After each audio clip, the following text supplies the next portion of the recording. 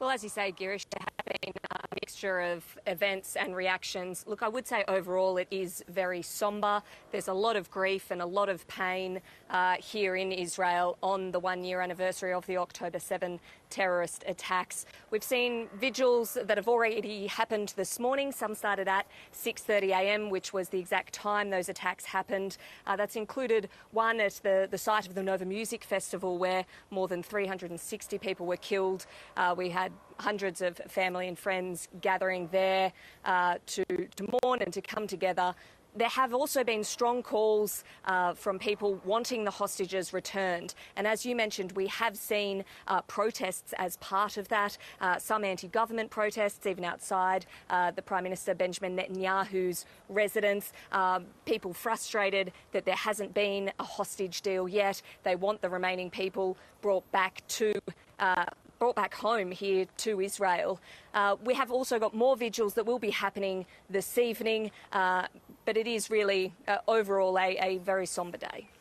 And is there a sense within Israel, Natalie, that this fighting will be going on for quite some time? I think there is, Girish. As you were saying earlier, we are now seeing this war being fought on multiple fronts. It's no longer just in Gaza. I think that, the escalations that we have been seeing, people in Israel, I think, are aware that there's not really an end in sight at this point in time. There's actually been recent polling showing that an overwhelming number of people here would like the war in Gaza to end, but I think they realise that that is quite difficult, and there are concerns around the increasing escalation. Obviously, with the missile attacks that we saw from Iran last week, that did take things to another level, and Israel has said there will be retaliation for that. We don't yet know what that will be or when it will happen, but they have said it will be significant. And of course, this conflict is showing no signs of abating. What can you tell us about the operations by Israeli forces both in Gaza and southern Lebanon? Yeah, that's right, Girish. We've seen increasing strikes in both Lebanon and Gaza. There were security concerns in the lead up to today, IDF saying they were reinforcing borders. I mean, in Gaza, we've also seen fresh evacuation orders being issued for parts of the northern region as the IDF re-enters that area that was being used in part as a refugee camp. They say that's based on intelligence that the Hamas group is reorganising in that area.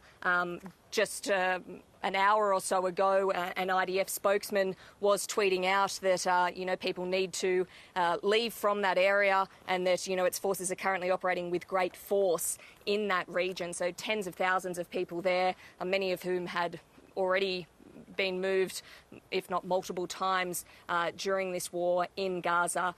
So we are seeing that front. We're also obviously seeing increasing strikes around Lebanon, some particularly striking vision of what the IDF says was an ammunition dump that continued to explode after it had been hit. There have also been some rocket attacks, Girish, coming from both Hezbollah and Gaza into Israel as well.